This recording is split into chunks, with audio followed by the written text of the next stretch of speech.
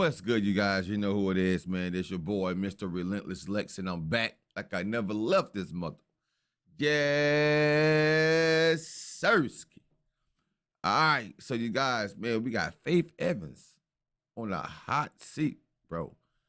She's forced to reveal her night with Tupac. We all know that Biggie always said if Faith have twins, she probably have Tupacs. Get it? Tupacs. And one of his songs, his albums. But how true it is, was she really pregnant from Pac? I don't know. Hopefully this story right here is going to tell it all. Let's get to the spicy. Close friends when Biggie's wife Faith Evans got involved with Tupac. And you said that you went to Pac's hotel room. When Faith got pregnant, Biggie accused her of carrying Tupac's baby, and the media ran with it. I was a little scared. He was so angry and grabbing on me, like he was enraged. Everyone blamed Faith for escalating the war between the two men. Why was I the poster child for the beef? But nobody knows what really happened between Faith and Tupac except the one woman who survived. I didn't really know what I was walking into. What do you want to say about your relationship or lack thereof with Tupac Shakur? Well, while I was in Los Angeles, that was when I met Tupac. Tupac told me he was a big fan and that he'd heard my music and that he would love to do a record with me one day. Big had always spoken very highly of Tupac. He really considered him like his homeboy. We get to the studio and the song was called Wonder Why They Call You Big. And it was just all such a very weird moment for me to be in this place and kind of almost realizing that I don't think I was supposed to be here. It was evident that Tupac knew what he was doing. Someone took a picture of them. It looks like they were sexually together. I just knew I needed to get back home, talk to Big, and try to explain to him what really happened. When he finally came to talk to me, he was so angry that I barely got to say much of anything other than, no, that's not true. Like, I wouldn't do that. Big, on a heart-to-heart, believes her, but then at the same time, he's got all these people in his ear saying, yo, like, how you gonna let her play you like that? When I decided to be his wife, I wanted to be married to him in a happily committed and trustworthy relationship. But, it's not like we took the time to figure it out. their love story started during a photo shoot for Bad Boy Records, where Faith was the only female artist signed. I was sitting at the lunch table having a break, and I think I was looking at some photographs, and he asked, could he see my pictures? Big's like, is that your daughter? And I'm like, yes. And then he's like, oh, I have a daughter too. So he would kind of come and make conversation or stand over me and ask who was that? Like looking at, like, you know, as if he knew me already. Something about him was very warm and cozy, that type of guy, just very warm and caring and physical. He had never met anyone like Faith, and he knew that from the second that he met her, that he was in love with her. From the moment he laid eyes on her, he was like, that's my wife. I think we both just knew we had very strong feelings and attractions that seemed a little strange because it was so soon, but it felt right. He said, you know, we should just get married. I was like, okay. The simplest way to put it is we were young and probably a little rebellious and in love. Y'all are married or whatnot. Oh yeah, no question. That's my old lady. I mean, what do y'all think I represent to a lot of young people out there? Unity. I hear you. They moved into an apartment in Brooklyn and started their new life together. I felt comfortable enough to move China over there. He was always just very playful with China. I do know that at some point she likened Big to her dad. That was the feeling that, you know, he gave her, I guess. But after only a few months, Faith and Biggie's relationship started to change when Biggie's career took off. Big started being on the road a whole lot more. I mean, and I was on the road as well. You know, by this time my record was out, my career was going pretty well. But he started spending a lot more time away from our apartment. And, you know, he would be in hotels in the city, you know, and it was kind of like, it just didn't feel right. Big went on the road with the Junior Mafia and Little Kim. My first impression of Kim was she was cool. I really thought she was cool. She was fun. Big kind of encouraged me to befriend her, you know?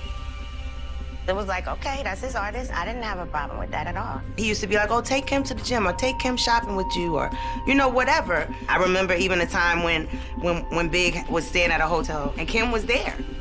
But I didn't think anything of it. I remember her going on the radio saying, like, something about me and Big, and there's no rings. And it was just weird to me why she would be speaking on me and our marriage. Kim was talking about Big in a way that could have been construed as a romantic relationship. Only me and him could always know what that relationship was like. It was enough to tell something was going on. I don't know, something just told me to go to his townhouse in Teaneck. It was all dark, and I just started touching around, you know, and I felt somebody right there. And he turns on the light, and it was little Kim. And I just started hitting. And then she left. When I left a couple hours later, I had a Land Cruiser, and it was like scratched from like every single inch of the surface of the car was scratched up. Like she got busy. Oh my God. Faith was really hurt because she saw Kim as her little sister. And I just kind of felt like really stupid because I'm like, wait, all this time I've been, you know, like, really? And you told me to be around her?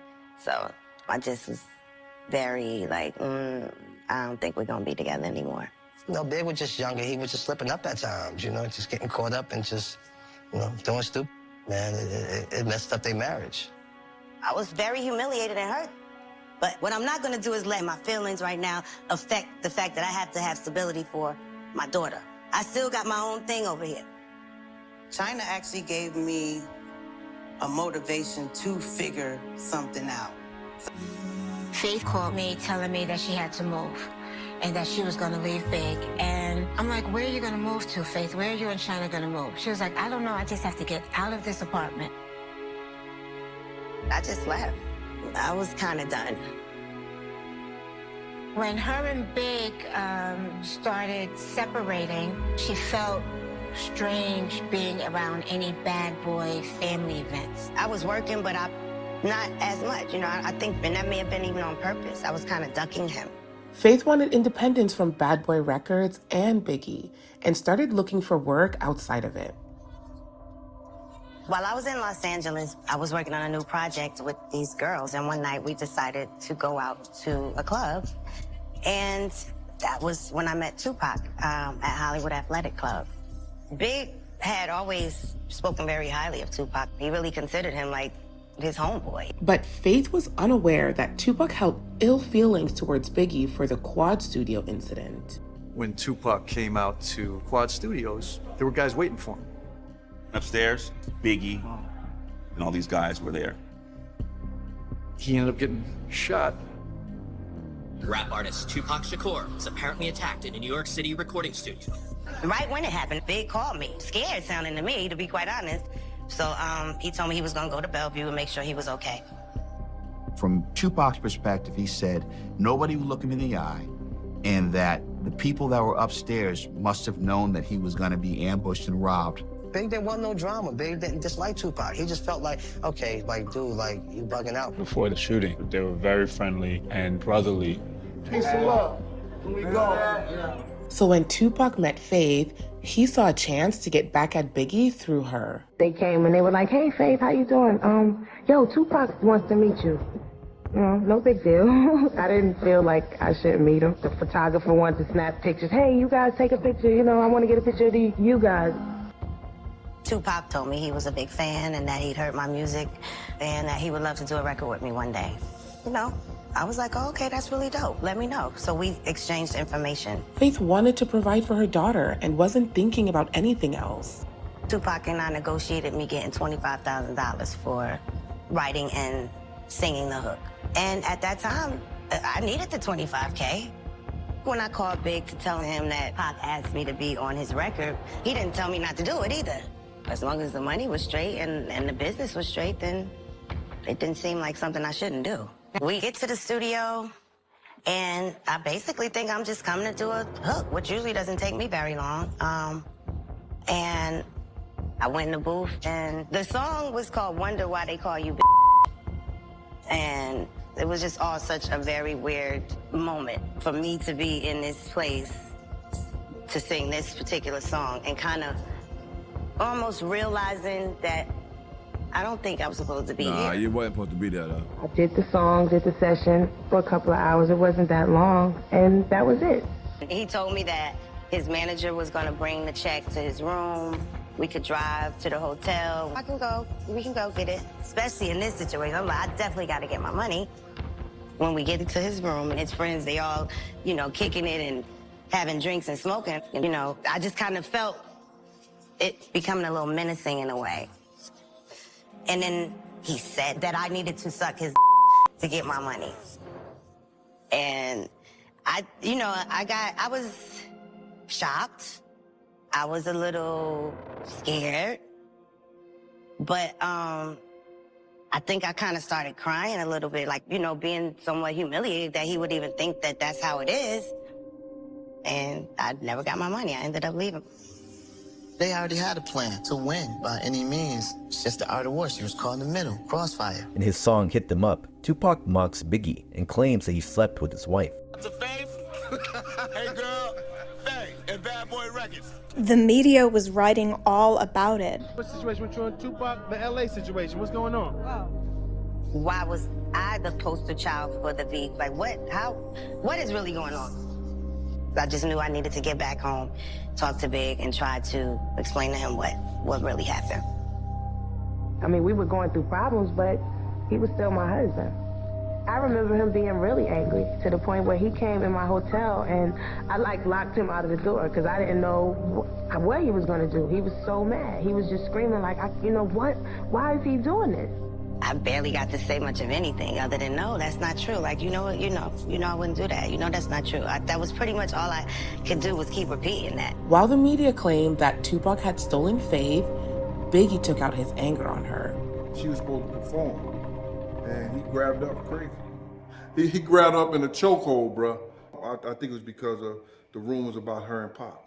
Biggie was torn, but he couldn't let go of Faith yet. When he called me to come see him in New Orleans, you know, he just kind of appealed to me as if he really wanted to see me. He really wanted to spend some time with me. And, you know, I went down there. I know for a fact that's when I got pregnant.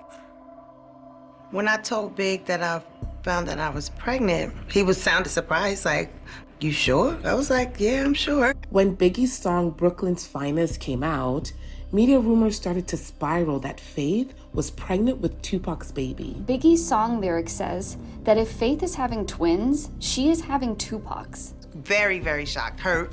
I didn't even speak to him. I was so mad at him. The media claimed that East Coast and West Coast were fighting because of Faith.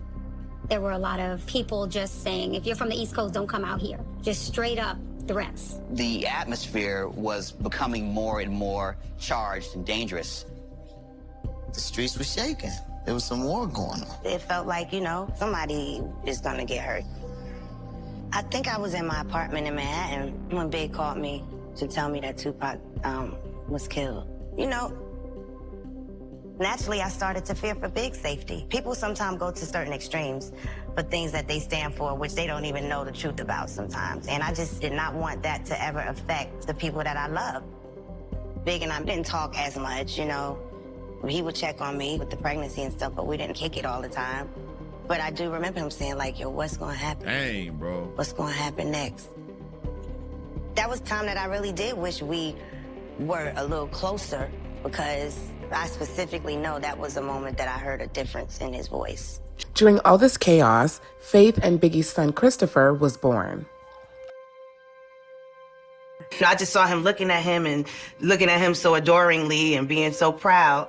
And it was just like, it was the perfect moment. I don't even think I addressed it first. He probably started crying or something and apologizing to me, and, you know, and then we kind of, you know, that was the way we talked about him. Big was super happy when CJ was born. He's ready to raise his son, you know? He wanted to make a little Biggie. He had plans for his son, you know? It did give me the thought that maybe he was thinking about getting back together. It certainly didn't sound like a bad idea. If there was any way of us getting back together, most of the work would have had to been on his part. But Biggie would never get the chance to get his family back. I was at that party that night, and they were like, you gonna go speak to Go Big? And then I was like, no, he see me, you know, just that whole prideful that's thing. how you supposed to do There it. was an after party at a house in the hills. As we were driving up Hollywood Hills, Heavy D saw me getting out of my car, walking up to the house where the party was, and he told me, I think something happened to Big. I think you should go in the car and go to the hospital because I think something happened. I started thinking about all the things that I felt weird about in the first place with him being here.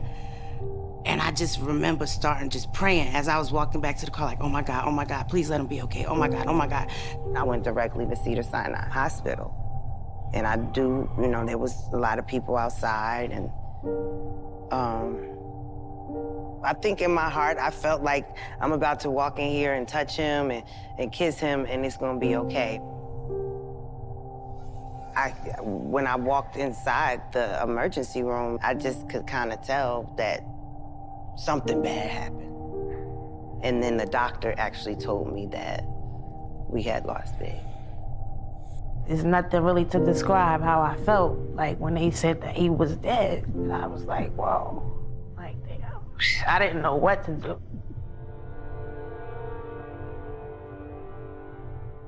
Faye was really breaking down and just like, really hurt, crying, throwing her rings, her jewelry. The pain that I saw on her face and the tears that I saw, like that, it was hurtful, very hurtful. I don't think I've ever felt like that, ever. Notorious B.I.G., Biggie Smalls, as he was known, until he was murdered 9 days ago in Los Angeles. Dang, bro. Basically, my life was changed in a matter of seconds. I didn't really want to do anything. I kind of shut down. I was just like, everything, I can't even tell you how long it was before, I was able to even think about functioning as, as an individual as far as what I had to do for me. It was new to me, not only just, being a widow and losing a husband, but being in that type of situation and having so much on my shoulders to deal with. I was still very much in a gray cloud, but I had a 2-month-old baby. Bro, I'm not crying, you guys. I'm not crying. My eyes is running water for my sinuses, bro. As well as a toddler, and I gotta keep it together. And Faith channeled her grief to honor her husband's memory. Puff approached me with the idea to do this tribute. He was like, I want it to be the biggest tribute record ever done. And none of this came in my mind about money or nothing. It was more about like honoring Big. And what he did say to make me want to, go in the studio was, I want the proceeds to go to the kids. The first time we tried to record it, it was this slow, sad song, it was so just sad, we couldn't even finish it. And when we went back in, I'm like, I don't think, we're gonna be able to move past the grief. We have to look at it like we have to celebrate the life that he did live. It's never gonna get easy. It's never gonna, it's never gonna be like, okay, it doesn't mean anything to me that he's gone, but it's gonna definitely get easier. Right. The icy wall will melt slowly, but he's gonna always be in your heart, Faith Evans gives the biggest tribute to her late husband, Biggie, with the song, I'll Be Missing You.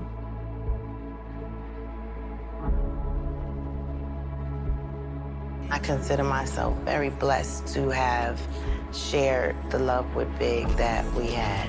Faith even reached out to someone else who cherished Biggie. Little Kim and I were on the Bad Boy reunion tour together, and actually went and, started a conversation and, talking to her about the baby and how she doing. And not only did my problems or issues with her or any other woman pertaining to him, they went out the window when he passed away, as far as I'm concerned. Really? That's beautiful. I mean, there was no reason for me to hold on. Right. She was so receiving, Humble. respectful, and humble. Yes. Yeah. And you know what? To me, that made me say to myself, she's worth having a relationship with. Well, I definitely know Big is proud of me just, still making my way. It really doesn't matter how much time has passed. The fact that Big is not here is always gonna affect me. And, I wish he would have gotten to see CJ grow up. I know that he would have been an amazing dad. Faith continues to find strength in raising her kids and building a stable family. I have beautiful children who mean more to me than all of this, so that's constantly what's on my mind more than anything. And I feel like God put me in this place to be their mom, and I have to do the best job that I can. Oh, she's always giving me support, just always giving us lessons, just teaching us stuff and making sure we're making the right choices. Faith overcame her grief, hoping that her story inspires others.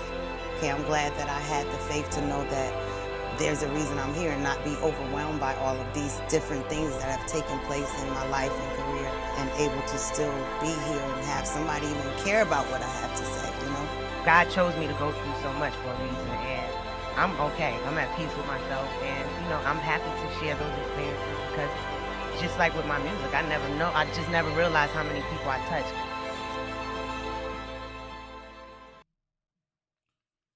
Bro, that was so touching, man. First of all, I don't think, well, whenever she had did the song with Tupac, and then she went to the hotel room with Tupac, she went to get the $25,000. Like she said she needed the $25,000.